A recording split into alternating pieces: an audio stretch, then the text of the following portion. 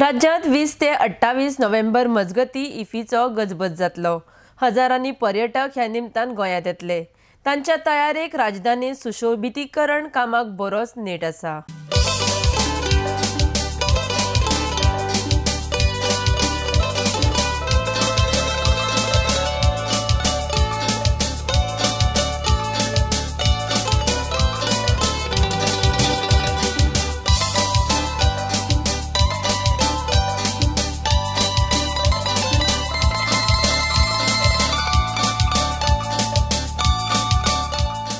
राज्यात 20 ते 28 नोव्हेंबर मजगती 48वो आंतरराष्ट्रीय चित्रपट महोत्सव जावपाचो आसा।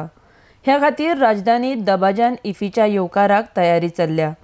वचत थंय रंगोवपाचें काम तशेंच सुशोभितीकरणाच्या कामाक नेट आसा। इराणी फिल्म निर्माते माजिद माजिदी हांच्या बियॉन्ड द क्लाउड्स मार्फत ह्या वर्सा इफ्फीचो पड्डो उगडपाचो आसा।